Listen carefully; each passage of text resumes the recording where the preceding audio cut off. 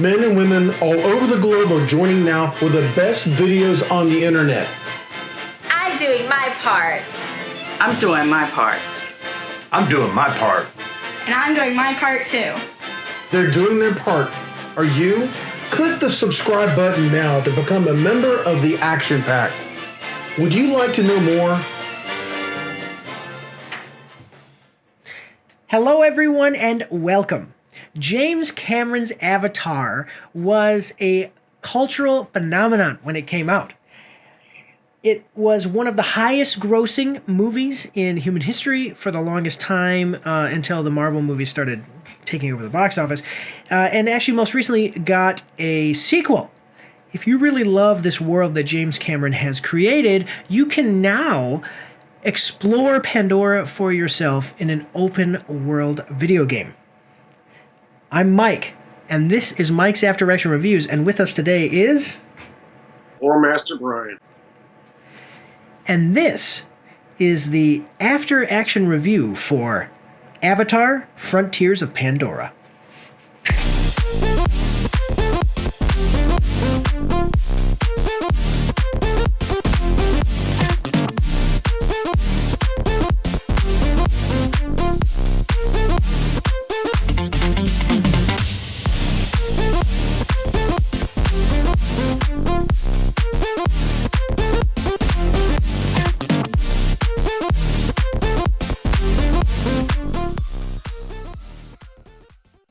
The Action Pack needs you. You can support Mike's After Action Reviews on our Patreon for as little as $3 a month. Every quarter, once we've made at least $200, we're going to be giving away 10% of our earnings from Patreon in a giveaway over on our Twitch, so go check that out as well. You can find all of the links for everything in the description and in the pinned comment down below. Do your part. Support the pack. The Action Pack. So, I just want to point out, as you guys can obviously see, this is one of those rare occasions where we actually have a guest doing a video game review with us. We're going to do things a little bit differently here. So if you like how this goes, make sure to let me know in the comment section down below. So this is not an after action interview. We've both played the game. I've completed it. And I know, have you completed it yet? Yeah, I already completed it. Now I'm just trying to fill out the rest of the backstory. Okay, so Lore Master Brian, who is my father, Lore Master Brian's role here was I completed the game, started writing my notes, and then he really went into some of the side content so we can make sure to keep everything balanced. I did some side content as well that you basically are encouraged to do. I didn't do a lot of it, though. I will say that, much less than Lore Master Brian.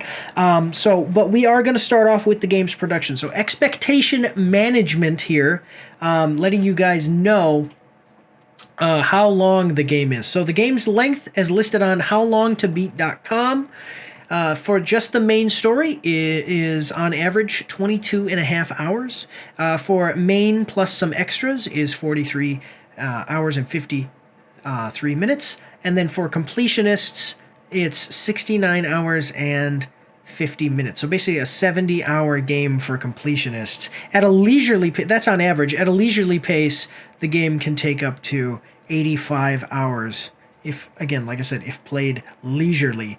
So I know that's a wide spread, but that's typical for open world games. The game was initially released on December 7th, 2023. It was developed by 3 developers. Now, actually, this is interesting, and I'm going to ask you to comment at the end after I list them, but just listen to who made this game, okay? And something I want the audience to think about is that when we talk about the production for everything, I mention this every time, so you guys have probably heard this before if you watch any of my videos.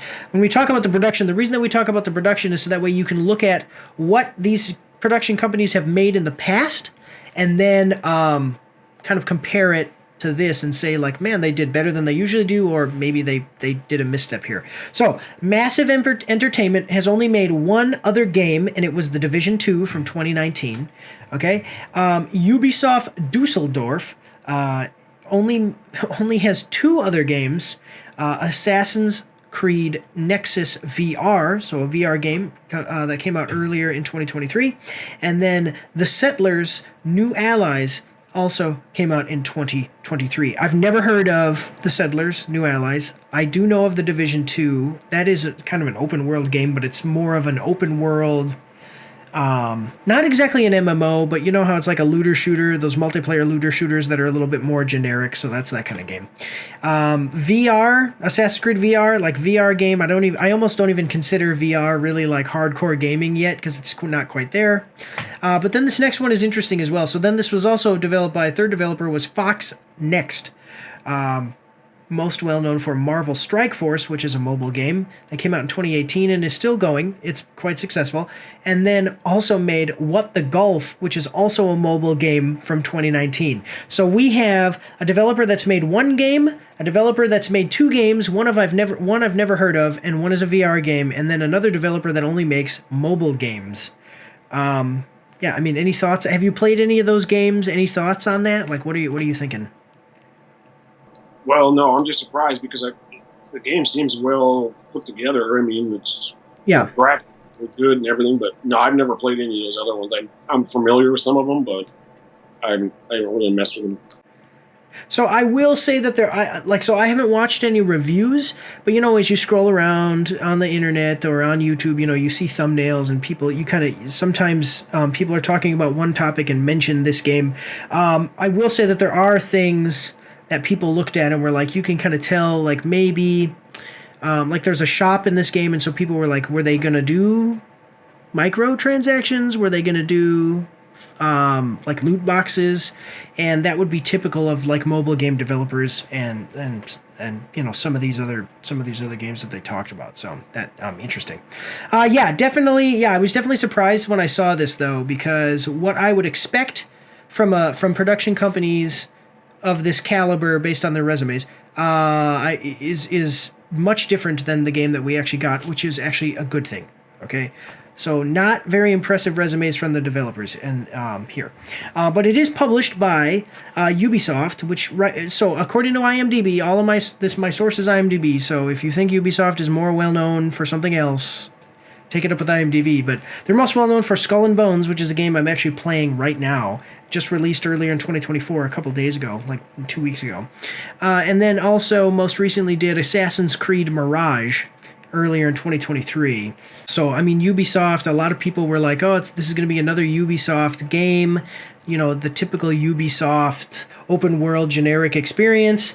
We'll get into that. We'll get into whether it is that or not. But yeah, and then also just music. The music was by Pinar Toprak, which that is a lady. She is most well known for Captain Marvel from 2019, and she also did the movie Family Switch in 2023. Now, the reason that I mentioned music is just because, so typically, if the music is like even above average quality, if the music is very good, you won't even remember any of it particularly. But for some music, like I always mention, dum dum da da dum dum dum dum da da dum dum dum. Do you know what that's from? It's not clicking right now. Lord of the Rings. Oh. Okay. How about this one? Da da dum dum da da dum dum da da dum dum da dum da da dum da da dum da da dum. Everybody's going to make... Okay, every time that I've done that so far in all of my videos, the person was like, I don't know what you're talking about. I swear, everybody's going to make fun of you guys in the comments. That is Game of Thrones theme.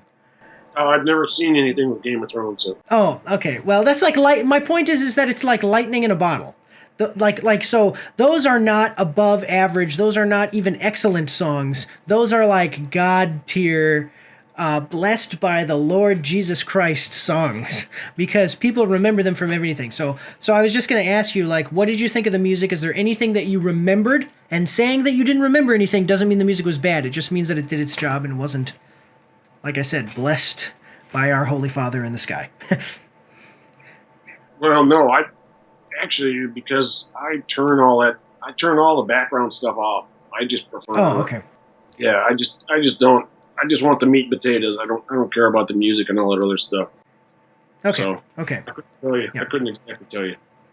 All right. Yeah, sure. That's fair. So, yeah, but I would say that, Ubisoft. So, not impressed with I have my notes right here, guys. That's why I'm looking over here a lot. So I'm not impressed at all with the development company, and the publisher is on shaky ground with me because I don't like a lot of their stuff. I am liking Skull and Bones, but this came out before that. So when I first going into this game, I didn't have the highest expectations, and then for music, yeah, the music was fine. Actually, I think that I don't remember anything in particular, but I will say that it did match the aesthetic of James Cameron's Avatar. So yeah. Okay, so then let's get into the story here. I love my awesome Support the Troops Stormtrooper mug. Do you know where you can get a mug just like this one, but different? Bottega Krua. Bottega Krua is an Italian born and raised artisan trained at the Academy of Fine Arts in Venice, Italy. Since 2010, Bottega Krua has offered unique handmade and hand-painted ceramics, pottery, and other artistic products. You can find these products at her Etsy store by following the link down below. She also takes custom orders, but they may take longer to ship because she has to make them after you order them. So, go check out Bottega Krua to get yourself an awesome mug just like this one or the ones you've been seeing behind me as this ad has been going on. Remember, guys, supporting our partners is supporting the pack, the Action Pack. You play as a Na'vi, not an Avatar, and I have to make this distinction because people think like Avatar, Frontiers of Pandora, but actually the Avatars, if you guys remember from the movies, are cloned automatons that can be taken over by a human using a computer, and they look and have the abilities of the Na'vi. But you actually play as a true blood, born and raised Na'vi. You were raised by the RDA after your clan, the Sarentu, disappeared. You, along with a small group of other Sarentu children, are taught the ways of the Sky People. There are a few time jumps that take place in the beginning of the game that do a good job of making the timeline of events line up with the movie without breaking anything. Basically, you are a young child, I would say towards the end of the first movie, and then there's a time jump to just before the beginning of the second movie, so it lines up where you don't interact with any of the characters from the movie. The story progresses with you being rescued from the Sky People by the Resistance. You then set out to unite the three clans in your area: the Aranahe, which is the Forest Clan, the Zeswa, which is the Clan of the Plains, and the elusive Kamatari. The lore of the world is filled out with text and audio logs and plenty of side missions, so there will be definitely a lot of Pandora for you to experience. So what did you think of the story? Like just the story, okay? Not necessarily like any of the game mechanics or anything like that. Like, did you think that this was a good narrative for there to be? How did you think it fit in with the movies and the world of Pandora in general? What are your thoughts on this? Well, the main storyline was, it was cohesive, it was good, and it built up, kept under, it was, I think it was a well laid out storyline itself. I mean, okay. So, I mean, there was no complaints about the main storyline itself, no. It was good. Okay. Let me ask you this. So I'm going to tell you, I did not really feel connected or really interested in like any of the characters. There was a few, like maybe two. And like, for instance, there was one character that even dies, but kind of not really. And it's I don't want to spoil it, no spoilers, but like, it just wasn't as impactful as the game tried to make it seem. There was, I don't remember any of the characters' names. I remember them from what happened with them and what they look like. But yeah, I'm also not that good with names, so take that with a grain of salt. But did you have that experience as far as the story? So I mean, I will say I agree with you. I think the story was okay, but like, the character writing wasn't so great for me. No, the only one I think was the biggest interaction with the story and all that was when you dealt with that first clan, when you were dealing with that. I don't remember her name either. I don't remember really any of their names because yeah, anything didn't involve them. It was always you'd meet them, get something, and then it was you going off by yourself to take care of whatever it was for the main mission and stuff. Yeah, well, and that's another thing I was going to say, is that there are in my opinion, there are an overwhelming number of side missions. So there's so many characters to interact with, and you don't get very much time or very much dialogue with any of them particularly, that, for a game that can be played up to 80 hours, it's like there's just this sea of blue faces to me, and I'm like, I don't remember any of it. As far as any one particular moment. I will say, to kind of cap this off and give my thoughts on this particular portion. So I think that the story itself was okay. It was kind of generic. This is where we kind of get that, that you can feel that this is like a Ubisoft game, but there was never anything that I really looked at and went like, wow, that's really cheesy the way that they did that, or this is something I really have to accept because I don't think it's realistic. I think this actually fits very well with Pandora, and I think that they actually did do a good job at making like I would say probably average story here without it being offensive in any way, and I mean offensive like having no real problems to me. So this is not a negative, and I wouldn't say it's a positive either. It's good. This is okay. Yeah. Yeah, the story was it was adequate for what it was supposed to do. Yeah, which is actually, well, and I will say it's kind of like comparing it to the Far Cry games. People compare to the Far Cry games. And I would basically say, yeah, that's pretty accurate. Like, it's an open world game. It's designed around you play like the gameplay more so.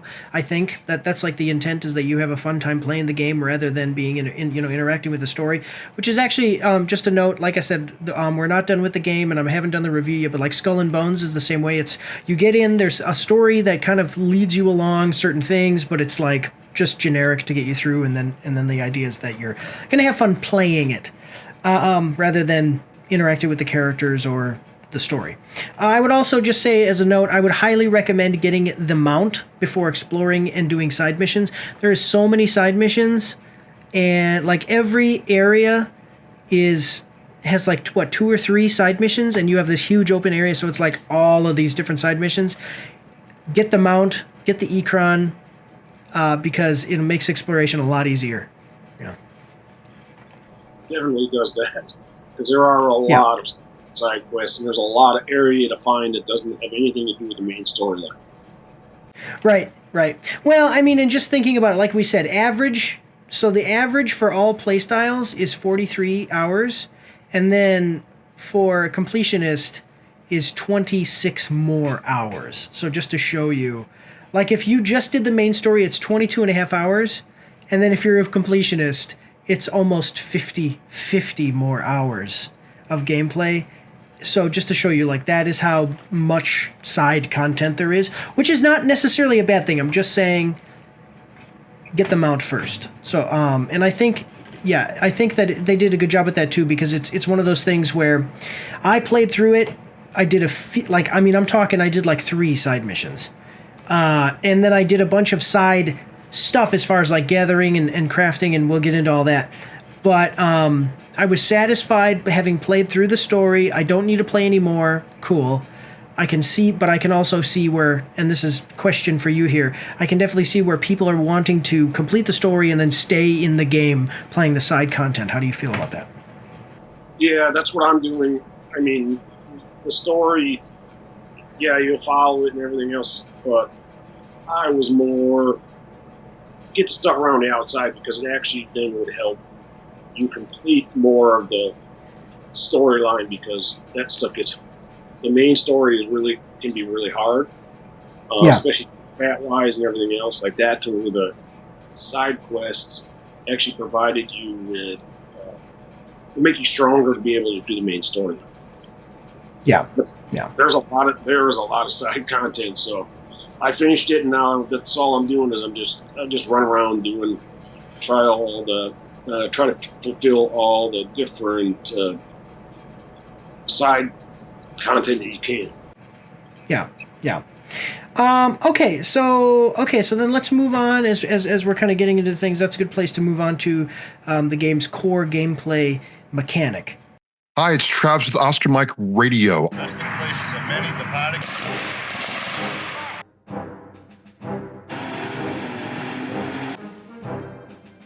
Oscar Mike Radio is a military and veterans podcast and show about those who serve our country and those who have served and are doing amazing things. You know what? Let's take more. And then they had that fantastic managing those logistics and getting things where they need to be on time. I mean, come on. Want to learn more? Want to follow the show? Go to OscarMikeRadio.com or the link below. We're Oscar Mike, and we're mission in flight. Thank you.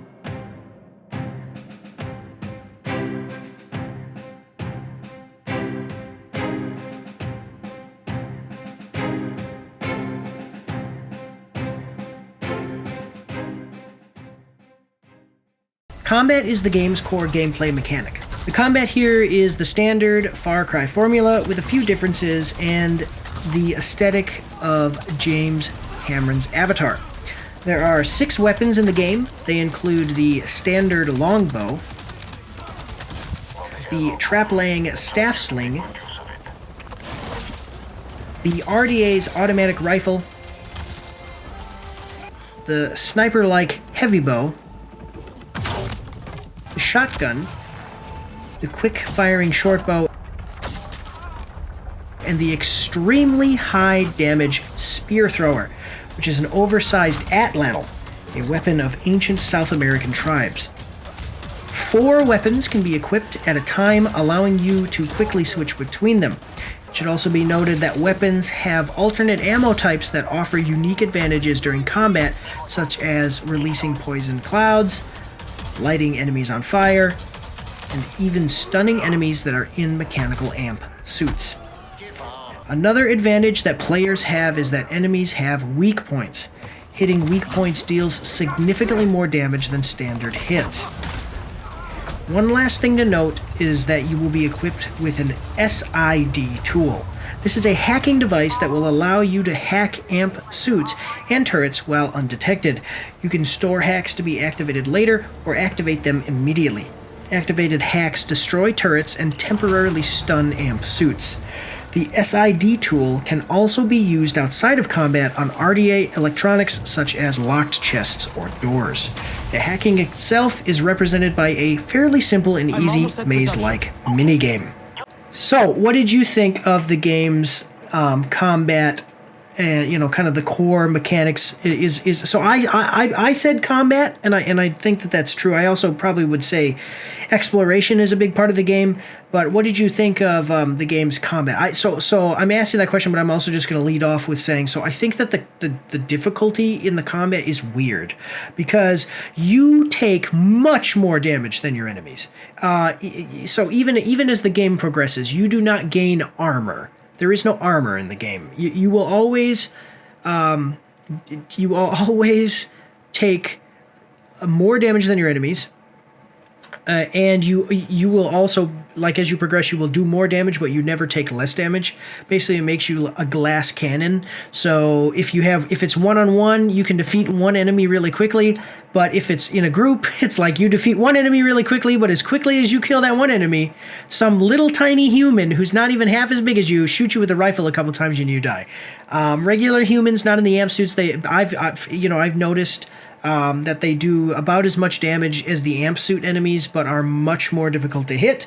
And then later on in the game, amp suit enemies gain more armor and even immunity to the EMP rounds, which stun them, and even the hacking. So you have to remove that armor before you can use the EMP rounds, which isn't it's okay, but at the same time, like I said, in groups it does get a little bit annoying. So what did you? Yeah. So as far as the difficulty, what did you think? And then combat in general. Well, I think it starts out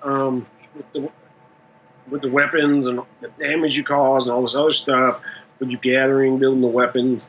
It was easy one-on-one, but in the beginning, especially towards the middle, it was extremely hard when there was groups. And the people outside of the amp suits, just the soldiers, the RDA soldiers and stuff, they were really hard to hit, so it was just easier to run up and punch them. So that's what what weapon you had and everything else.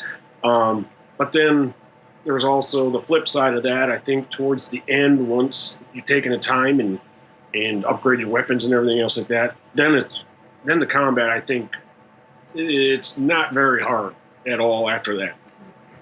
Right. Yeah. Especially outside of the story mission, combat is more challenging, whereas all the side content, the fighting is, especially towards the end, is a lot easier. Yeah. But it was still fun. The variety of stuff that you can use is what really makes a difference. But even with the variety of weapons they had, there are some that you can't do without. And unfortunately, all the rest of it, like the sling thrower and all that stuff, I never even used that. And there's only a few essential weapons that you even need in the game, even though they have all the rest, just to add the aesthetics, I guess. So what I ended up doing is the staff sling, which is the trap layer. I used it in the mission where they introduce it, the tutorial mission, and then I used it one more time when they specifically told me enemies are on their way to you. So I said, oh, okay, this will be good time to lay some traps. So I laid some trap one time in the whole game. I would say, yeah, so the spear thrower is a must. I highly recommend it. It does so much damage. Once you get good at flinging that thing. Inning it does. But once you get enough of your other weapons, I never even use it anymore. Really? Okay. The game, I stopped using the sling thrower because even with the highest level stats I could get on it, it's a good wallop, but it's good against the amp suits. But the short bow later on in the game is even better than one with the fire. So basically. The dudes, that's what makes the biggest pain. The amp suits are easy. Right. Because they're hard to hit, right? Yeah. So what I ended up doing is I would have my standard longbow just for normal, but basically I used that the heavy bow, that sniper-like heavy bow. I would use that to try to take as many people out as I could, and then when I entered combat, I switched to the shotgun to take out the little guys. And then I would use the EMP rounds, the EMP rounds to stun the amp suits. Like I would use the EMP rounds for the shotgun to stun the amp suits when I was in amp suit, when I was fighting amp suits. And then I would switch to standard rounds to shoot the little guys. But then I would use the spear thrower outside. I would use the spear thrower to kill the amp suits easier. Because it's so high damage. Then when I would go inside of buildings, I would switch between shotgun with the stun rounds for amp suits, the EMP rounds, and the short bow for humans. That was like the whole thing. I didn't even. Yeah, it was either I never used the longbow or any of the combat with the RDA guys because of it's more for the wildlife, the side content missions and all that other stuff. Yeah. Short bow was okay because of the rapid firing of it for the people, but most of the time I would always punch the little guys. And then there were sometimes I would switch out in the beginning part before the short bow with the fire arrows. Yeah, I would use the up close. I would use the spear chucker, the spear thrower or whatever. Because of the damage that it would do. But most of the time it was the heavy bow. That's always what I had equipped because that thing had a really good range on it. And when you'd see, especially on the amp suits, the vulnerable the weak points stuff. Yeah, the weak points. Yeah, especially now I have all my stuff is all the weapons because of the being done with the main story is they can get stupid because of all the. Well, since we're in combat, I mean, the crafting and all that stuff with food, that's where it can make a difference when you're dealing with, like the fighting. You get bark skin or whatever, it's 40% less damage. Then that is your armor, and you have it for, up to 30, 40, 50 minutes. That makes a huge difference. A lot of that stuff does. Even so. Yeah, and we'll get into it, but I will just say, so for combat, consumables can play a big role. I'm not a consumables guy. I'm just one of those guys that doesn't like to use pay attention to consumables in games. But yeah, I will say I tried to be as stealthy as I could just because your character is, like I said, a glass cannon. That's the thing, is what you're talking about, stealthy as possible too, is because it also, like, especially if you were hitting, if you went into one of the bases during the story mission, or even one of them outside of the story mission, if they raise the alarm and everything else, you get less loot at the end. Oh, I didn't realize that. Okay. Yes. So if you stay more quiet and stealthy and don't let them raise the alarm to call in reinforcements at all in any base, you got more stuff at the end if you could do it without the alarm being raised. That's interesting. Yeah. Some of them, some bases, forget it. Yeah, I don't know how they do it stealthy enough. Yeah. So, well, what I hated was that there's our bases, when you talk about those RDA bases, there's bases where you do, like, part of the mission, part of the thing that you do is it alerts everybody. Oh, yeah. So you have to kill everyone first before you can do any of the objectives. And there'll be like 3 objectives. Why don't you just have, so there's like 3 objectives. So I guess the idea is if you're not stealthy, you have to complete all 3 objectives while doing combat. If you are stealthy, kill everybody and then just complete the objectives, real quick. Yeah. That's the majority of what I always did, was I just killed everybody as quietly as I could and then hit the objectives. So I want to talk about this. So you liked you did not use the shotgun very much? No, not until I got the Gravedigger. Okay. Is that one that you get in the campaign, or is it a side content one? Side content one. It's a level. Yeah, it was a level 18. It was towards the end. Okay. So I'm going to tell you, I never used the rifle. I used the rifle for like 5 seconds.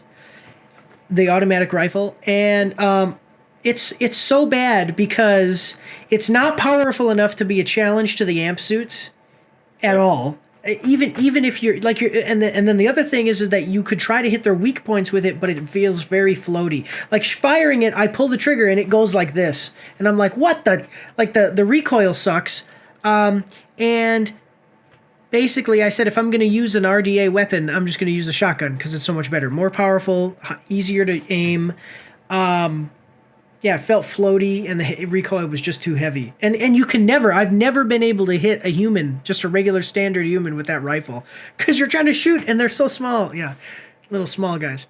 So I wanted to talk about this, and it kind of goes into what I just said about the rifle, is that this game is missing some typical features that are in the Far Cry games and other FPS games in general.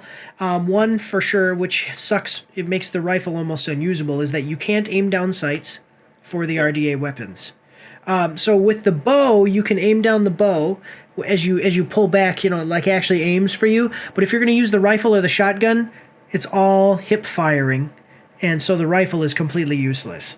Which may be part of, like, they may be trying to encourage you to use the, Navi weapons. But still, I was like, that's ridiculous. I don't think that's how it should be. I also noticed that there's no melee weapon. No, that's just you. That's you. You can jump. Just like kicking. I would have liked there to be a melee, like a spear. I would have liked for you to be able to stab one of the amp suit guys with a spear. And then the other thing is that there's not true stealth. So there's not really true stealth in this game, other than using the SID tool, like where you can kind of like, basically the big thing is being above people with amp suits. They never look up, so you can hack them, which is just kind of a gameism that's in a lot of games. But the other, so not people not looking up. But the other thing is that there's no like QTE. It's not like you can sneak up on the humans and like pick them up and like rip them in half or whatever. I was very disappointed with that. There is a mechanic as far as the detection indicators where there's white and you're not undetected, and then enemies will have a yellow indicator for when they kind of detect you but don't know it's you and they're searching for you, and then red is for when you are absolutely detected and enemies will alert people. But there's no stealth QTE attack was my big thing, and what I think that they could have done is had a melee weapon being like a spear and you'd stab people, and then your stealth attack would be like sneaking up on an amp suit that is unarmored, and you could maybe like jump over top of it and stab the guy inside with the spear. I think they missed out on an opportunity with that. Yeah, and that was the other thing with the combat too, is when they went red, when one dude would go red, all of a sudden it was like everybody. Yeah, and they knew exactly where you were. Then all of a sudden, even though you could be sitting above them the whole time, and then all of a sudden everybody knew right where you were. That's what made combat kind of off kilter too. Yeah, well, and it's not just about the fact that it was more difficult. That's not realistic. Like, I did not like that. I did not like that immediately everybody knew where you were within a base. So they had groups, and it would be like one group over here and one group over here. If this group was alerted, this group wasn't necessarily alerted, but like everybody in this group, maybe like 5-6 guys, will know where you are if one of them notices you. I'm like, that's stupid. Yeah. One other thing that I think sucks, which I don't think is necessarily a feature of Far Cry games or FPSs in general, but that you don't have any dodge mechanic. Like, so you don't have any armor, and you're always outnumbered, so it would be a good inclusion to be able to even do a thing where maybe if you tapped circle, your guy, and tap circle and move in a certain direction, your guy would move, because you actually see the guys in amp suits do that. Yeah, well, not the heavy armored ones, because those are the it was the guys that were like from the movies, the Marines that would get inside the suits that weren't totally enclosed. They were just like over the top of them, and they had machine guns on each arm and stuff like that. Yeah, the little wire ones. Yeah, those things are crazy. They dodge faster than you could ever dream of even trying to, because the only thing that they gave for the Na'vi, for your character in the game, was you could slide. And I'm like, okay, well, and you can't activate sliding without running first. Like, It's not like you can just slide. You have to. So yeah, I think that they should have, if they were to make a sequel to this game, I would say stealth killing, because the stealth mechanics are especially important because if, as a Na'vi in the movies, the Na'vi basically sneak around and ambush. Yeah. And you basically almost can't do that here. Like you can kind of ambush, but as soon as combat starts, no more sneaking. And then also dodging, because just in general, what kind of smooth brain do you have to be to not understand that a guy in a mechanical suit is not going to be as agile as just a giant guy? So, who's yeah. So we're not as strong as the RDA, so we should at least be more agile. Yeah. I should say the RDA humans in the amp suits, so we should be more agile. So, anything else you want to talk about combat? Otherwise, we can move into special features. No, I think we covered pretty much with combat. Yeah, I mean, did you think that it was fun? Oh, I liked it. Yeah, I mean, it was good. It's kind of cool with just being reminiscent of the movies where they, again, because they've had Avatar games where you were an avatar. They had some a few years back to where you actually were an avatar. But with this one, it was just the weapons itself, using the arrows and stuff, it kept with what the movie was. So, I will say the combat really got satisfying when, like, I did know, basically, if you were stupid and ran it, like if you played, it kind of forces you to play a certain way because of the character that you are. If you run in and you think that you're a tank, you're going to get killed immediately, even if you're high level. But what is really satisfying is being able to kind of position yourself in a way that you can take on just a few enemies, and you hit them with that, like I hit them with the spear thrower, and they just fall, and you're like, yeah, another one, bam, dead, and that was really fun. That was satisfying for me, and I did like that. I like the flame arrows. The flame arrows. Once you get that in the game, even the armored suits and all that stuff, it was just ridiculous. Did you use EMP rounds ever? Only in one mission with the shot, because of it momentarily paused them, but then there was always too many other people always around, so you didn't get to run up and break the window, because that's one of the special abilities. Punch through and rip the guy out of the cockpit. So I only used it just to momentarily stun him, because there were so many people, and I was getting really pissed about dying all the time. So that was in a story mission. Yeah. Yeah. I really liked. So I used the stun quite a bit, and then I would use the slide as much as I could to, like, stun, slide in, punch. So But we'll move into special features here, and we'll get into like the progression and the different skill trees and stuff. My name is Stephen Russell. My co-writer, Joseph Miles Pittman, and I would like you to imagine a graphic narrative that disrupts the superhero genre's conventional boundaries.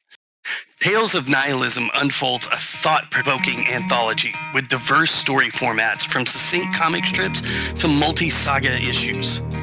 But at its core, the Ballad of Philip Kirshner explores existential challenges of an ordinary man in a world inundated with superheroes.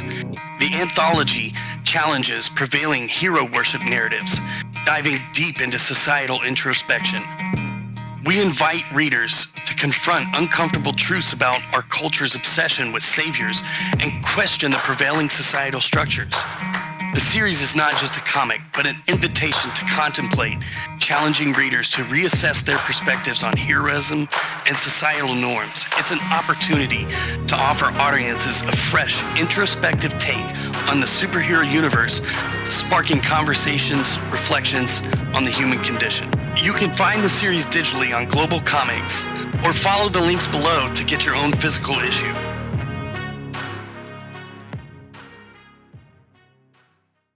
The game has well-made progression and crafting systems, even if neither are anything special in terms of serious innovation. The progression system follows the formula of players spending skill points in a skill tree. There are 5 different categories within the skill tree. These are basically sub-skill trees within the skill tree as a whole. They include Survivor, which makes you more durable and able to survive combat; Warrior, which makes you more offensively capable; the Hunter makes you more capable of hunting and gathering; the Maker, which adds buffs to your consumables and things that you craft; and the Rider, which increases the effectiveness of you and your Ikran when doing combat together. What is a little atypical here is that skill points are not gained by leveling up through earned experience points, but instead are given for objectives completed. Doing missions gives you at least 1 skill point. Finding Tarsiu flowers, which are marked on the map, not only gives you 2 skill points, but also access to powerful and unique ancestor skills, such as the ability to double jump, eject enemies from amp suits in a QTE attack, or softly land from a high fall. Finding Tarsiu saplings, which are more common than Tarsiu flowers, gives you 1 skill point. It should also be noted that touching bellsprig plants permanently increases your health slightly. The cornerstone of Avatar Frontiers of Pandora's progression system is crafting. You can craft ammo, food items, and most importantly, weapons and armor. Eating replenishes your character's energy and health. Energy is a resource bar below your health that drains over time as you perform just about any action. It also allows your health to regenerate over time. As you progress through the game, you will acquire new recipes for crafting food and gear. Recipes are gained as rewards for missions, or in the case of food, learned by mixing and matching ingredients to get different dishes. Recipes can also be purchased from traders using reputation points that are earned through missions or given as a reward for donating crafting materials, food, or gear. The most important part of crafting is the quality of the materials that you use. All gear requires certain materials to be crafted. Every type of material, such as bone, has different subtypes. Different animals provide different bones. Each of these subtypes has a minimum and maximum stat range based on the rarity of the bone that you collect and how effectively you gather the material. Rarity is broken down into 3 categories: fine, superior, and exquisite. So, to get the highest damage weapon, you must find an exquisite version of the highest quality material type: bone, bark, moss, whatever you're looking for, and collect that material in the most effective way as determined by the game. For plants, gathering materials effectively means gathering them in the right weather conditions and completing a gathering minigame in which you use the haptic feedback of the joystick to find the sweet spot when picking the plant without damaging it. This is much like lock picking in games like Skyrim and Fallout. For animal products, effective gathering means only hitting the animal in its weak point to get a clean kill, and killing it in 1 hit to get a merciful kill simultaneously. This system very effectively encourages exploration, because players will need to explore much of the map to find the best materials.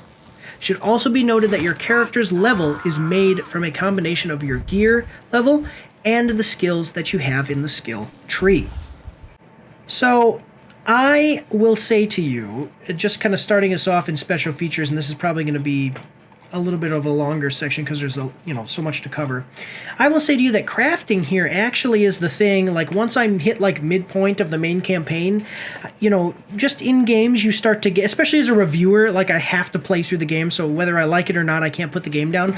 But you start to get that little bit of a slump, and you're like, okay, I get what's going, I know what's going to be. There's nothing really new here. And then I started to pay more attention to crafting. So crafting really hooked me because of the progression. Like the progression in this game, I actually think I don't think that it's like super amazing or anything, but it's just fun. It's like simple and effective. I really liked hunting down everything, using the guide to find all of the cool stuff. What did you think?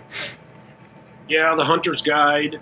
That is, when it comes to the crafting and all that other stuff. Yeah, that is. I use it all the time anyway, and but yeah, it was. I liked it because of you're always trying to get. And you're always trying to get the best. Everybody wants the best weapon that they can make, and so that's what the crafting does. And trying to find those exquisite animals and get the highest quality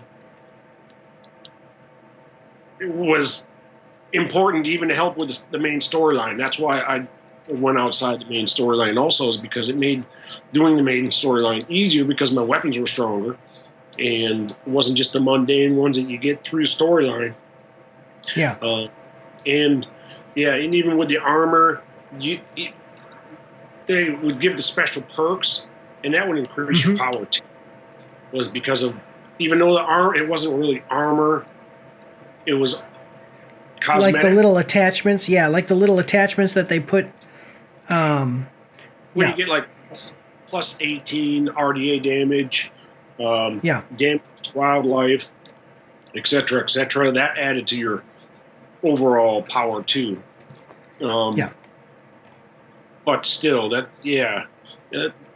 really like the crafting, and then on top of that, you could use crafting with food to make it easier to get better material than you normally would ever be able to in the wild. Like you would normally get something that would have 50 points in it, and if you use the right foods, it would jump from 50 up to, I've gotten some that were almost 200 when I would collect. Oh wow, okay.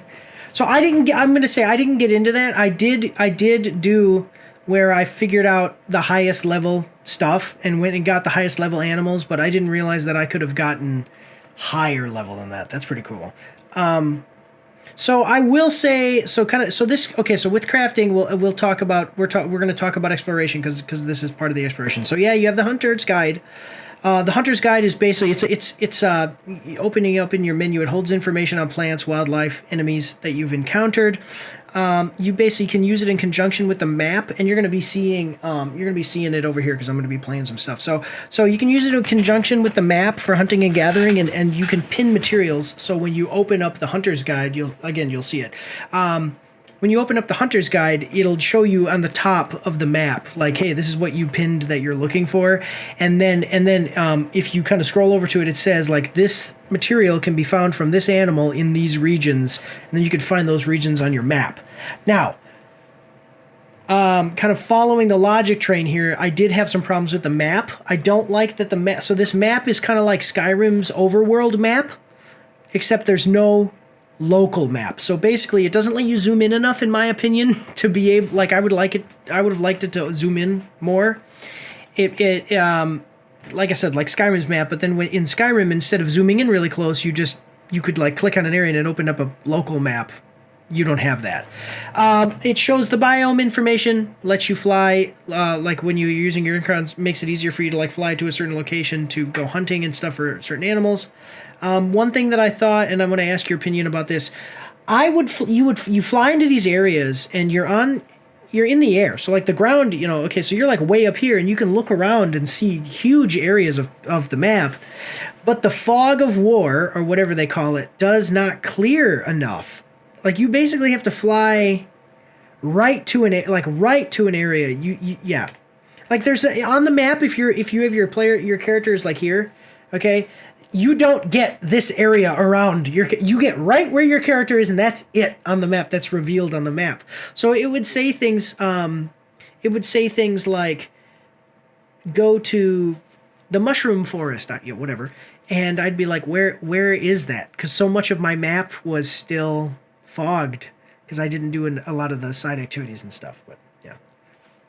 So what are your thoughts? Did you agree with that? Like, yeah, I did. That the way that fog would clear, that was one of the downsides to it, because to get specific areas you wanted to go to and stuff, it would show you the biome, but there was some specific places where there was names for stuff, like the Twin Peaks or whatever it was, or this river or whatever.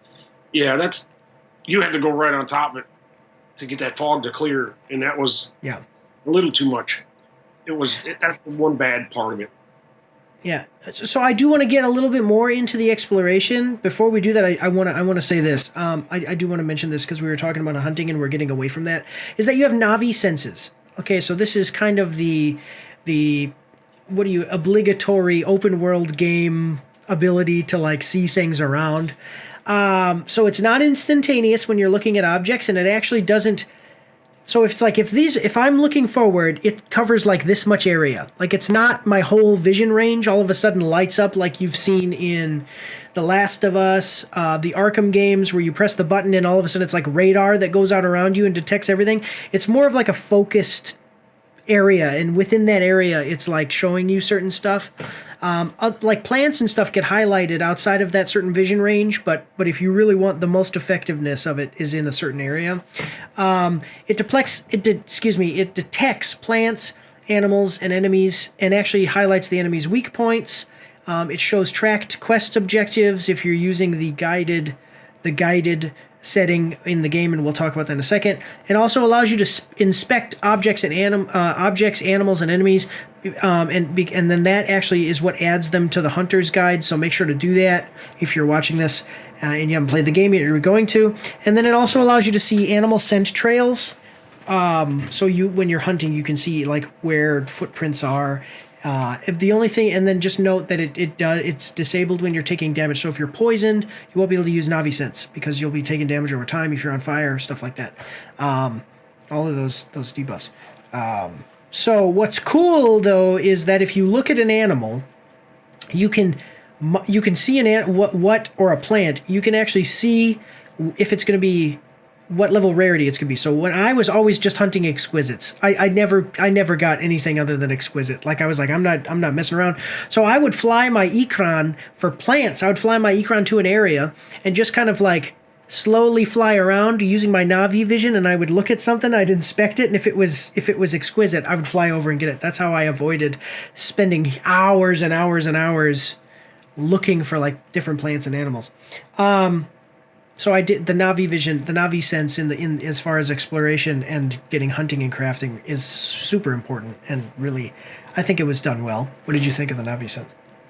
Yeah, especially with the Navi sense, that was the important part about the Hunter's Guide or Hunter's Book or whatever. When you pin those specific things up there, they would show golden, where everything else would be.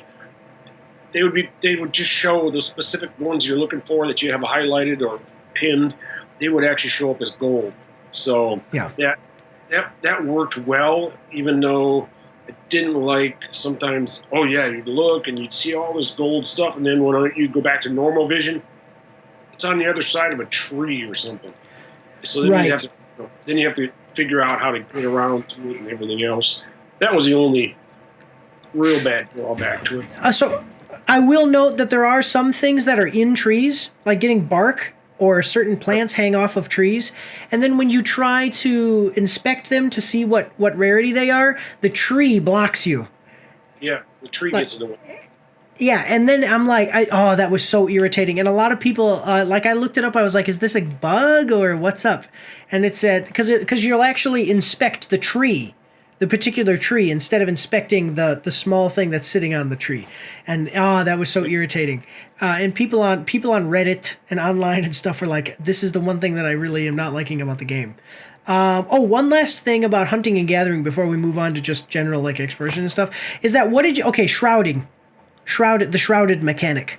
So if you kill an animal in higher level areas, once you start getting through the game, you'll start killing these animals. Basically, what it does is if you leave it too long, like if you shoot an animal that's really far away from you, sometimes by the time that you get there, it'll be called shrouded, which are when these particular insects like blanket the animal and then stop you from being able to collect any of the materials.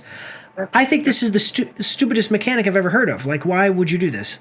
Well, and that happens specifically in like the clouded whatever when you're dealing with the third group of people. Yeah, the Kamatiri, Where you shoot something, boy, you have to move fast because those bugs or whatever. Yeah, they just. Yeah, I don't know why they would do something like that, but that was irritating too. Yeah, that was so stupid because I want to be very clear, this game isn't really bad about the grinding. They give you all these tools to be able to make it easier for you to like know where animals are and stuff, but you still have to go find what you're looking for. And then to find an exquisite one is a little bit more rare. It's not too bad or anything. But then you shoot this animal that you've been trying to find and it's taken you like 20 minutes and then nope, not usable. Why would you do that? I think that was the stupidest thing Ubisoft did ever. And I don't think it serves... Yeah, it doesn't serve any purpose to help you. So, that was stupid. Okay, so then I've got a couple of other things I want to go over here. We talked about the map, Navi senses. How did you feel about the... One second, let me see. So, so exploration... this is good. Kind of getting in with the Navi senses is that you have this blue ring that goes around when you're walking around with the Navi senses, you'll see this blue ring and it'll like indicate when you're near a point of interest. And then if you basically the objective, it like shows part of it and then you move it and it gets more blue in the area that you're looking. So you know where in relation to yourself the point of interest is. So these lead you to side activities. And I have 2 side activities I'm going to highlight. One I think is okay. The other one I didn't like very much. And then Lore Master Brian can probably elaborate more on side activities, but memory paintings, which is basically like a QTE event puzzle, and it's like the Ghost of Tsushima Haiku side activity where your character sits down and says a poem, and it's like this atmospheric thing, and the soft music plays. The problem with this is that this is much longer, and I mean it's too long, and it's boring. And your character, you're doing these QTEs with your controller. Like I'll take out my joysticks, and I got the QT, and the QTE will be for me to move my character's arms like this. But it's not like you're going like this. It's literally you're like going like this, while soft music plays. And you have to keep it in the circle. And you got to keep it in the circle, and you guys will see it right here. But I'm like, why? Like, okay, I thought it was a good idea. I just thought that they kind of overindulged. So that one I didn't like so much. Then the Sarin 2 totems, I thought were okay. They weren't bad, but they were basically perspective puzzles. You'd find this totem, and it would be that you have to follow the markers to observe the totem from the proper location. Like you'd get like a reward for that, so that's okay. I thought that was okay. And then the other one was in the plains they had these whistles that you would walk up to and you'd crank the thing and it would change it from being it would be out of tune and you'd have to tune it. And so there's a couple of those. Any other ones that you would like to highlight as far as ones that you liked or didn't like? What did you think of in general? What did you think of the side? Not necessarily the missions, but the points of interest. Activities. Yeah. I didn't really like the memory paintings because again, it's trying to work the two to stay in there, and it was just some of they just make it really a pain. But But then a lot of the other things I haven't gotten to those yet. Yeah. Okay. about doing the side missions and not the points of interest, except for grabbing, the sprouts or the Belvery or whatever the hell that thing is again. The Bellsprig. Bellsprig, yeah. And that's what's funny about the Bellsprigs was once you got a base done, a lot of people don't even think about it because the Bellsprigs wouldn't be there. And then all of a sudden, when you come back later on, there was Bellsprigs in every single base once you beat it. They'd show up. Yeah, because the pollution of the RDA. So you kind of do this thing of reclaiming Pandora from the RDA, like they come in and pollute, and they're very, I will tell you, this is typical. It's not bad, but like the story here is like the RDA are like these industrialists they're so terrible, and they're these over the top caricatures of what that means. And so like as soon as they land, they build a base, and all the area around it, the forest dies. And then when you when you kill them all and kick them out of the base, the forest comes back. So. Which kind of leads me to my next point, and I'll just ask. I only have a few more points. I don't want to make the video too long here, but I think that it was a well-crafted world. They have the day and night cycle. They have plants that you have these interactive plants, like the ones that blow up and do a small amount of damage, but so you're and then ones that bounce you up in the air. So you kind of have to like learn the forest. It's not just about using your Navi vision to look at and see things. There's plants and animals that you find, and more so the plants. You have to, like I said, learn the forest, and you kind of feel like a Navi. What did you think of that? Yeah, no, it was the environment itself. Yeah, it helped to get you had to learn the stuff. So yeah, it made you again feel more in line with an actual Navi and everything else like that, because there's like getting up into certain trees or up cliffs or something. You'd use plants to pull your, like a winch system or whatever. Yeah. And it was just, and even referring back some of the movies, some of the plants, even if you're on your Ecron and you're trying to grab a fruit out of something, like the big leafed plants, they were showed in the first movies where they would jump and they'd land on the leaves, and the leaves would slow their descent and they wouldn't get hurt. In this game, you had to do that, and you couldn't get the fruit any other way except doing that. So, yeah, kind of cool. There's a lot of tiebacks to even what happened in the movie. So that was what made it really too. I kind of have so I do have a couple of things that I think were is like especially weak, particularly weak. I want to get into here, but first, before we really get into that, is I have some like neutral points. So for one is the guidance system. Did you go guided or explored? Guided or exploration setting? I did guided just so it was easier to find where the mission was. Just so there was a guide point on the map. But so what? I used a lot of waypoints, but you can only have on the map at a time. So waypoints were a huge thing in this course. So I will say, so for guide, there's a setting in the game called the guidance. It's the guidance setting, and if you set it to guided, it basically what this does is it determines the amount of UI guidance that you're gonna have present for finding quest locations. If you have it set to guided, it will give you a specific marker to everything. If you have it set to exploration, it doesn't give you a specific marker, but it may give you like an area to search. Like you'll actually see like an area on the map to search. I checked out exploration and I turned it off because I think it was a good idea, but it didn't work very well. And here's why. The directions given in mission descriptions tend not to be very good at getting you places. So I think I have a recording. Hopefully you guys can see it here. I actually had where it said like, go north of this thing. So on the map, okay, here's the thing, and it says go north of the thing. So you have the map that's like this big. So I'm thinking up here. It's going to be like up here somewhere. No, it's like literally right next to the thing on the north side of like the tree that the home tree that you look at. It's like right on the north side. So I'm over here flying around with exploration on, trying to find, and I'm wasting. I mean, I literally wasted like an hour. It was stupid. So I turned it off. I think it was a good idea. Ubisoft is heavily criticized often for being, go to the map marker and do the objective there.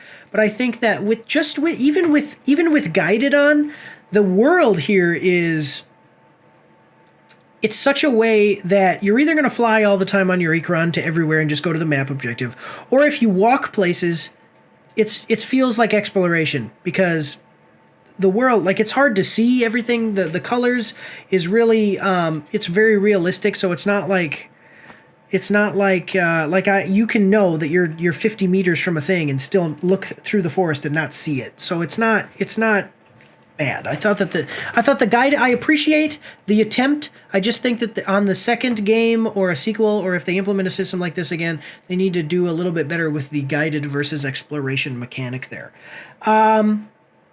Yeah, and like you said, the world is big. Use the dang thing so you can get to your missions. The other thing that I said was kind of neutral, hanging off onto the negative side here, was inventory management. It's not ideal to load up on everything all the time. Like, as you find stuff, you don't have unlimited inventory space, so I actually recommend getting ingredients only to craft items, or when you find rare materials. So I wouldn't shoot an animal and then collect its materials and go, oh, these are good materials, I'll keep these later. I would completely ignore animals, and then when I wanted a new piece of armor, I'd use the map to find out where I needed to go to get it, and I would go on a hunting trip. Yeah, and I thought that was fun, and it was fine, but I did not like... One thing that I really didn't like is that the stash is not automatically connected to your crafting. So you'll have, like, my stash will be right here and the crafting table will be right here. So I walk up to the crafting table, figure out what I want. Then I go back to the stash, pick up the items I need, the specific number. This is why it would be okay to just be able to carry everything with you all the time. But yeah, so I pick up the specific number, walk back to the crafting table, craft the thing. Oh, I want another piece of armor. Guess what I got to do? Go back to the stash, turn around, go back to the crafting table. I didn't like that. I mean, what were your thoughts? Yeah. No, I didn't either, because the fact is that, yeah, it would have been nice if it was linked, just because there's so much. You can hold 200, you can put 200 different items in that stash. And right. The stash is not always easy to find at some of the locations. Exactly.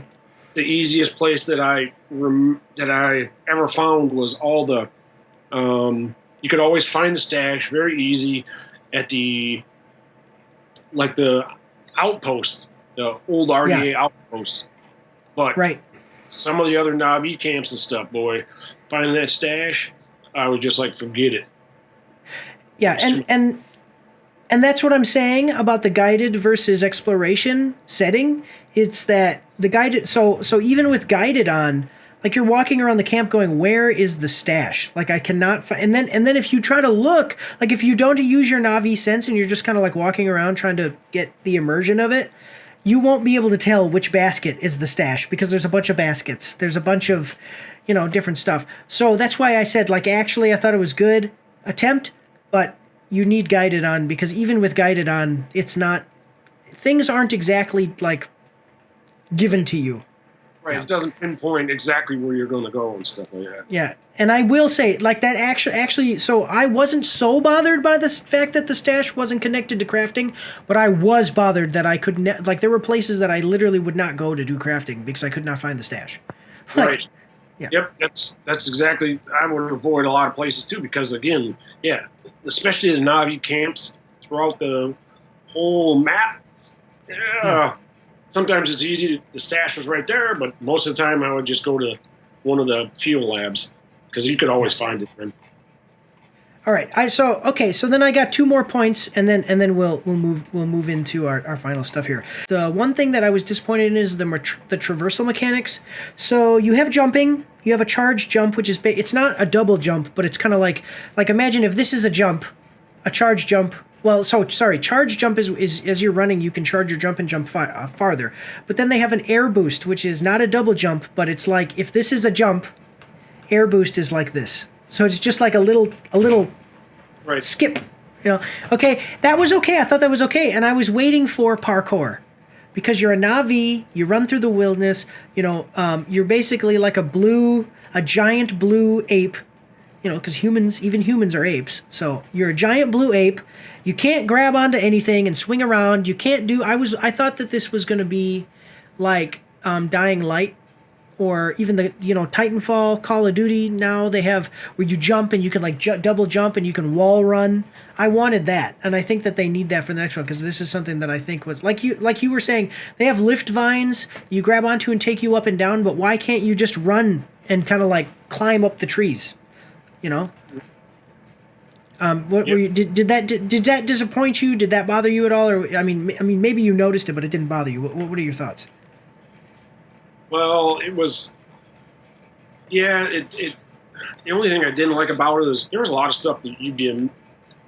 All you had to do was try to climb it or whatever. You wouldn't see the realistic, with hands or that kind of thing with it. No, there wasn't that detail or anything. But some of that stuff, I was just like, okay, you're not supposed to be able to climb it, but just give it a shot because it isn't obvious, but it wasn't obvious. Right. So you would see something that looks like, okay, there's a little ledge there, but that ledge is only like 2 inches. And you're a 7 foot tall, and you can jump, you can get on that ledge. And I was just like, okay. And I was like, wow. But it really didn't bother me all that much right now. But it could be better. There was a lot of stuff. There's like, especially getting up the some of the trees. If they didn't have the branches and all that stuff, why a novice should be able to climb a tree or something. But yeah. It was limited. And it's a missed opportunity. I think that they need to fix that. The second thing about traversal that I'll say is, what did you think of the dire horse? I used it only when it was required, and then when I got my Ekron, I didn't care anymore. Well, so the thing is that you get the Ekron first. Yes. Yep. And flying is better. I think everybody would be able to tell you, like, flying is better in every circumstance. The only thing is that even the Ekron, you could call your Ekron to you. You could not call dire horses. They were animals that you had to find in the wilderness, connect with, and then while you had them, they were yours. But if you were to leave and go leave them somewhere, they're gone. You don't get to call them. So I'm like, this was the stupidest thing. They probably should have spent about 25% of the game where you can only use dire horses, and then the rest of the game you get your Ekron, because that was dumb. Yeah, that was. I mean, it progressed the storyline only because the Plains people, that's all they used. The majority was the dire horses, but they used Ekrons too. But once you got your Ekron, the dire horses were just here we go. Yeah, I will just note for review purposes, so you guys know the mechanics. Ekrons, so dire horses and Ekrons have stamina. So with the Ekron, you need food. So as you're flying, you can feed the Ekron food from your inventory. And then the other thing that I liked is I would always fly over rivers because your Ekron will automatically like pick up fish from the river to restore its stamina. You use stamina as you hit the X button on the PlayStation. As you hit the X button, the Ekron flaps its wings to move faster, so it's like a speed boost. And then there's also wind tunnels that you can get into that will make you fly faster. And there's like these birds or something you can fly through, these packs of birds that your Ekron will eat them to and restore its stamina. Okay, so then this is like the last bad thing here is the character creation. So I'm sure that if you looked at both of our characters, nobody would be able to tell which one was mine and which one was yours. I can tell you, I don't know what my character looks like. Basically, character creation is super weak. There were 10 preset faces. Of the 10 faces, so you can get your preset and then you can change them. Once you change them, basically there's 3 face shapes.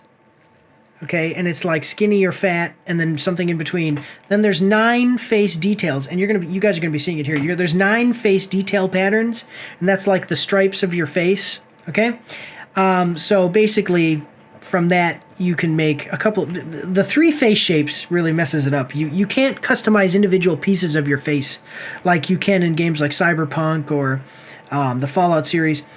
So then you have 3 eye shapes, which basically determines the slant of your eye.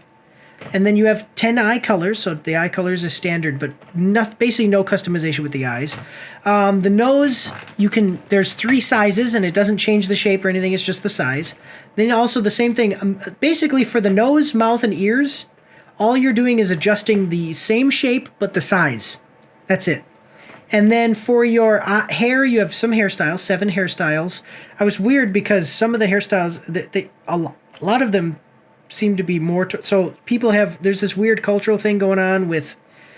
is it a man, woman, whatever? But I'm going to tell you, I don't really play into any of that. No offense to anybody. Got no problem with anybody. But most of the hairstyles were for girls. Even my wife Ellie came and sat here and she was like, I was like, Ellie, look at these. Which one is the guy? And she's like, none of these. All of these are women hairstyles. And then you can change your skin. So there's 12 bioluminescence colors, patterns. The patterns of the, and they all look the same. They're not very different, but it's just like the little spots, the glowing spots on the Na'vi. There's 12 skin patterns. Again, they all look the same.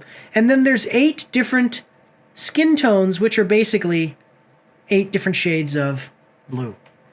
So character customization is you can have any type of character that you want with the customization of this game, as long as it looks like everybody else's character.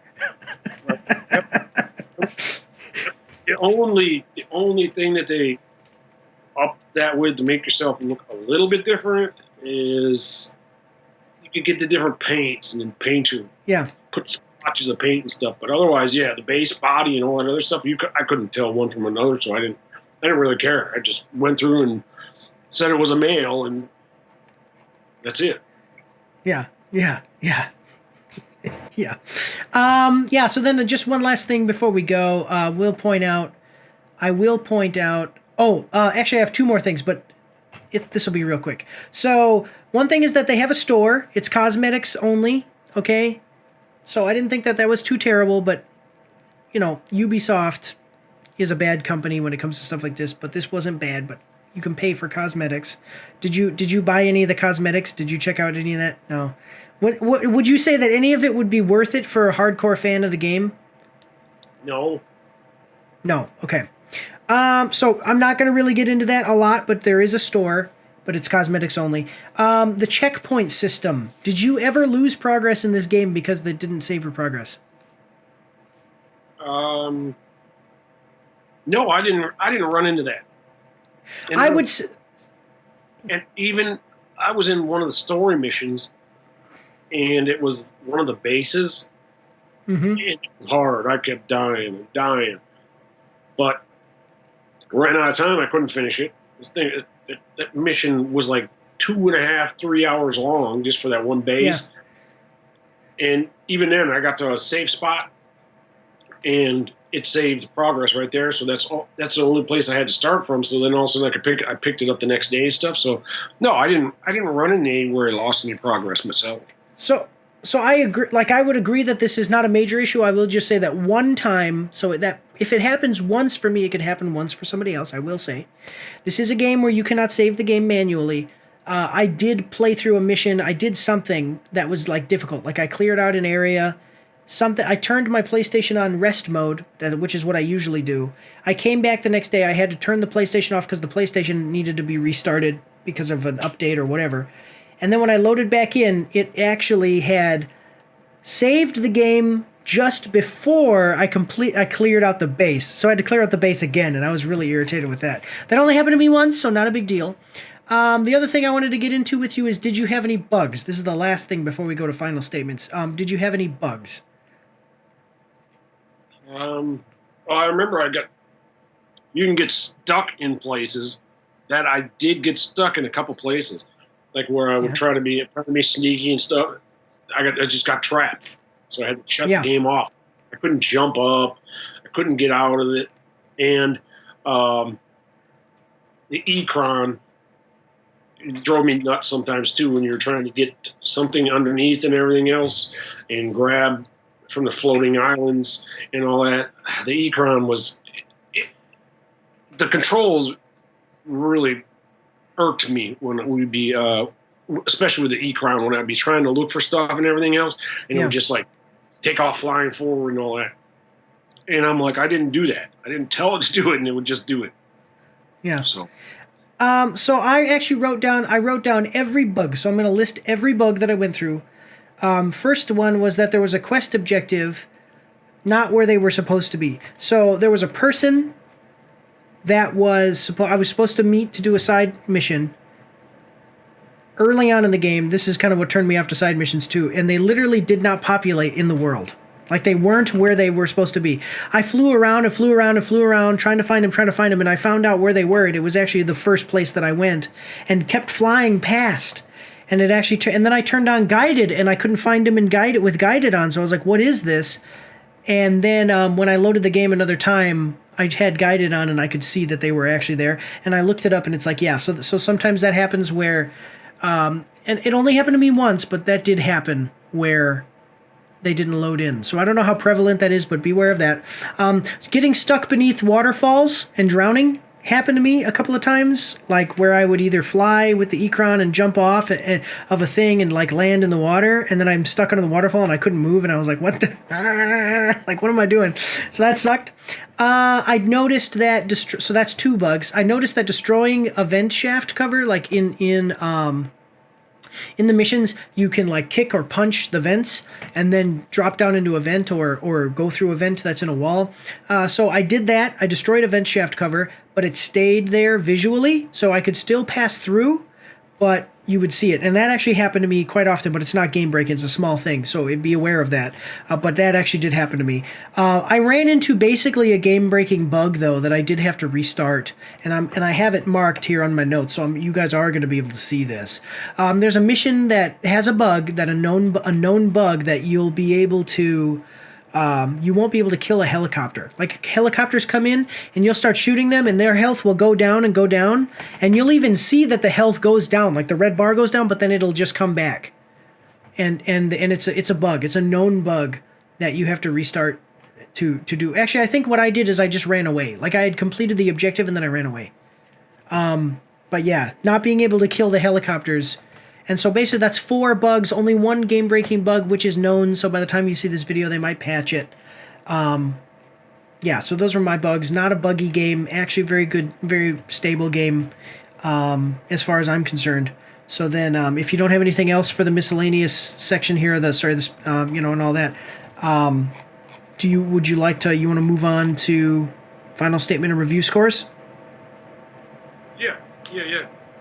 All right, so final statement and review score. So we've been doing it where we do basically like a little AAR. So if you could give me 1 or 2, a few sustains and improves, and then the final statement and your review score. Review scores are on a 5-tiered system. You have bad, below average, average, above average, and excellent. So yeah, if you could give me like maybe 1 or 2 sustains and improves, and then yeah.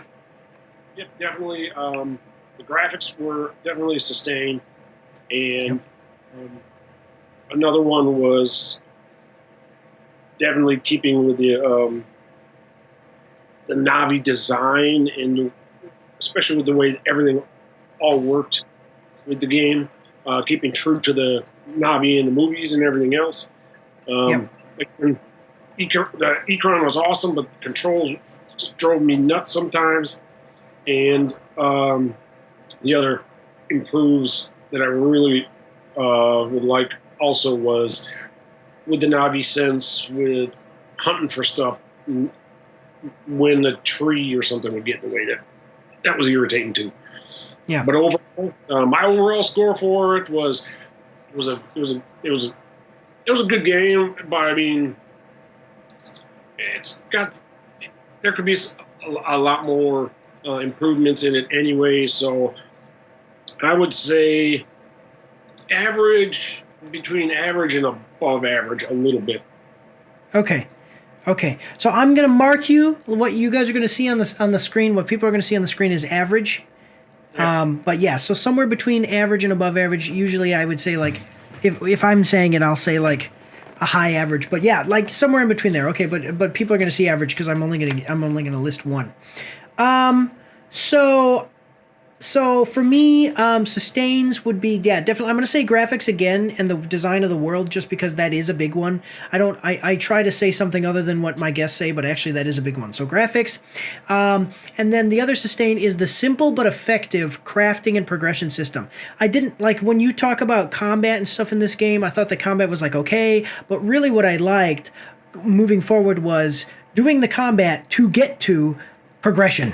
Okay, so I really like that. I really like being able to craft new stuff and see those. It's not just seeing the numbers go up, but seeing the actual impact of having a high-level weapon versus a low-level weapon when attacking enemies. And then my improves are going to be the story writing. I didn't care about any of the characters. Maybe if the story was a little bit better contained, or if there was a character that you kind of interacted with one-on-one more, to the point where it's like, even if I don't care about all of these different characters, I at least care about this one character more. So I think that would have been a good improve. And then the traversal elements. I think, the traversal elements and the stealth, because you have a great opportunity. So it was just a missed opportunity to be able to make a parkour game, basically. I think that it called, like, the Na'vi and the James Cameron's Avatar world calls for the Na'vi to be able to be more stealthy and also more agile and quick and jump around and do all that stuff. So that should have been a thing for me. As far as my final review score, I think that this was I want to say this would be a good first draft, but I don't mean that to say that the game isn't complete or the game itself isn't bad. I mean, like, this would be a good first game if you were going to make a sequel and maybe a series of games. This would be like the good first one. And then the second game will have some of these features that we're talking about we want, and it'll improve upon things. It's a good baseline to go. I hope that if they make a sequel, they don't just remake this game with a new story. It should have these improvements, because that's kind of the point. What I'm saying is, like, this is a good first draft. Make the next one even better. I would like to see, if they go the way where they go, like, the way of the water, and you can do, like, your Ekron, and then you can also make, like, flying mount, then you can have, like, water mounts. Being able to bond with other animals, so that way you can attack, like, ride a big monster, that would be cool. Yeah, kind of like they did with Hogwarts Legacy, where you have your griffin that you can fly, or your hippogriff you can fly around on, but then you also have this ground mount that isn't as fast, but it attacks. So that would be a cool thing. As for my overall score, I'm going to give this game, I'm actually going to agree with you. I do agree that it's somewhere between above average and average. So I'm going to say high average. I don't think that it quite hits above average, simply because it really is kind of pulled down by not necessarily problems, but just I think that they were shooting for the middle and they hit their target, and almost shot above. You know what I'm saying? So yeah, I would say that we both basically agree, like, right in that average to above average area. I'm going to say high average. So yeah. So that's all we've got today, guys. I think that the game was good. I don't think that the game is doing very well, or at least did very well financially, but I think this is going to be one of those games we're going to look back at in history and go, actually it got a bad rap, but it wasn't a bad game. So yeah, anything else you want to say to everybody before we head out? Nope, just tell everybody, hit that subscribe button, get those numbers up. We appreciate it. Yeah. And watch out, guys, because as of the time we're recording this video, we're about to announce the $500 cash giveaway. So make sure to check it out. Subscribe, like, share all the videos and stuff. Really appreciate it, guys. But yeah, we thank you for watching. This one was a longer video because we had two people and we were kind of having more of a discussion here. And so this was really fun. Thanks for coming on, Lore Master Brian, Dad. So from the bottom of our hearts here at Mike's After Action Reviews, we want to thank you for watching and just say, God bless you all, and have a good day. Don't forget to check me out on Twitch and join the Discord, where you can voice chat with me while I live stream, and you won't be recorded or anything on YouTube and Twitch, so that's pretty cool. You can also find me on Facebook and Instagram. If you like to read, you can see my after action reports on my blog. And if you are interested, you can get some merch from my spring store. The links for everything are in the description below.